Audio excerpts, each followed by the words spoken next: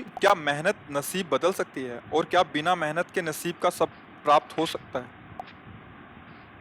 हाँ, उसे मतलब आप ग्रामीण भाषा में प्रश्न कर रहे हो, उसे शास्त्रीय भाषा में पुरुषार्थ कहते हैं। मेहनत का मतलब पुरुषार्थ।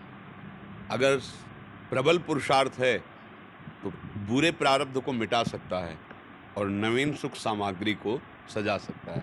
पर प्रबल पुरुषार्थ होता है परोपकार। दूसरे के भारी समस्या, दुःख में सम्मिलित होकर उसको मिटा दो और भगवान का स्मरण करो। इन 2 के द्वारा ये प्रबल पुरुषार्थ आपके पूर्व प्रारब्ध को नष्ट कर देगा। जैसे मेहनत बहुत करते हैं और लाभ बहुत कम प्राप्त होता है और बहुत कम मेहनत करते हैं, बहुत ज़्यादा लाभ प्राप्त होता है। ऐसे व्यक्ति देखे जाते हैं कि जिनकी दिनचर्या में मतलब भाग्यवश केवल धन आ रहा है, कोई मेहनत नहीं। और एक आदमी है दिन भर मेहनत करता है, 400-500 रुपया, वो भी पूरे परिवार को ठीक से पूरा भोजन, वस्त्र, पढ़ाई-लिखाई सब नहीं कर पा रहा।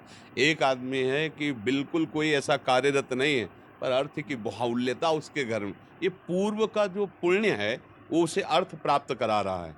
वर्तमान में वो पुरुषार्थहीनता दिखा रहा है, तो जब तक प्रारब्ध भोग है पुण्य का, तब तक चलता रहेगा। अब एक है, वर्तमान में बहुत पुरुषार्थ कर रहा है, मेहनत कर रहा है, लेकिन पूर्व का पाप उसे आगे नहीं बढ़ने दे रहा।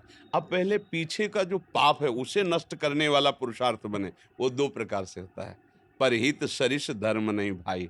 दूसरे का, किसी का ऐसा हित हो जाए जो असहाय है, असमर्थ है, रोगी है, परेशान स्थिति में है, हम उसका सहयोग कर दें बिना किसी स्वार्थ के और प्रभु का नाम जप करें। इन 2 के द्वारा हम पुराने पुराने कर्मों का परिणाम जो हमें आगे नहीं बढ़ने, उनको हम नष्ट कर सकते हैं। तो हुआ तो ये भी प्रयास ही ना, मेहनत ये भी तो हुई ना। नाम जप करते हुए, दूसरों के सुख की भावना में, अपने कर्तव्य का पालन करते हुए, तो ये पुरुषार्थ आपके पूर्व प्रारब्ध का नाश कर सकता है। भाग्य से ही सब कुछ मिलता है, ऐसा नहीं है। भाग्य भी काम करता है। जैसे बहुत पढ़ लिख करके ग्रेजुएट हुए, लेकिन प्रारब्ध इतना बुरा है, नौकरी नहीं मिल रही। तो बेचारे गांव के कार्य कर रहे हैं या छोटी-मोटी दुकान कर ली और ऑफिसर रैंक की पढ़ाई किए हुए है। और एक है कि ऐसे घर में जन्मे हैं कि जमींदारी पहले से ही है और वो ना पढ़ने में रुचि ना किसी क्रिया में रुचि, लेकिन वो बहुत सांसारिक सुखों को भोग रहे हैं।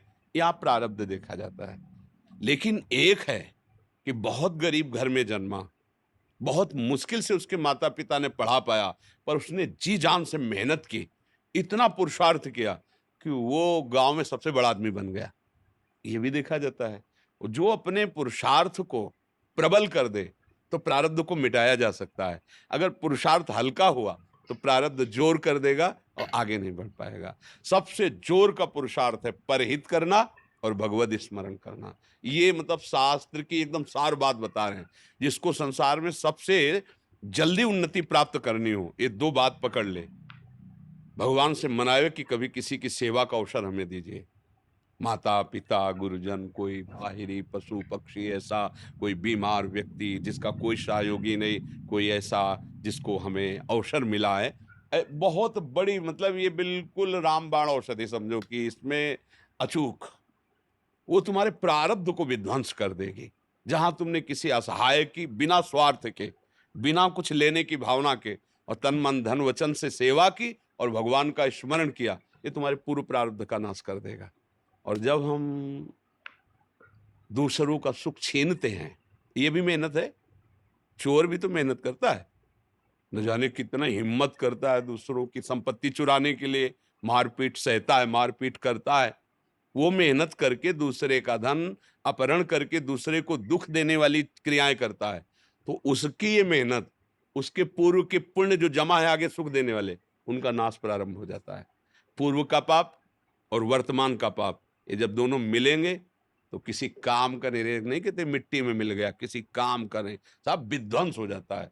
इसलिए सदाचरण करो और ये अंदर की बात कह रहा हूँ हृदय की, दूसरों को सुख पहुँचाने की भावना ले आओ और नाम जप करो, जय को प्राप्त हो जाओगे। परहित सरिस धर्म नहीं भाई। जटायु जी को वो गति, वो दुलार मिला जो महाराज दशरथ जी को प्रभु ले। दशरथ जी वहां प्राण त्याग रहे हैं, भगवान श्री राम वनवास में। जटायु जी ने अपने प्राणों की परवाह न करके सीता जी की रक्षा रावण से करने के लिए रावण पर, महाबली रावण है, आक्रमण कर दिया और एक बार तो बेहोश करके गिरा ही दिया चोंच और पंजों की मार से, और उसके चंद्रहास के प्रहार से पंख कट गए। राम राम राम। देखा भगवान, गोद में भगवान ने उठाया और ये भगवान ने एक वचन कहा कि ये मेरी कृपा से नहीं, आप अपनी करनी से ऐसी उत्तम गति को प्राप्त हो रहे हो। भगवान ने एक शब्द कहा, ये आप अपनी करनी से ऐसी उत्तम गति को प्राप्त हो रहे हो। तात, ये मेरी कृपा की बात नहीं, तुम्हारी करनी की बात है। तुमने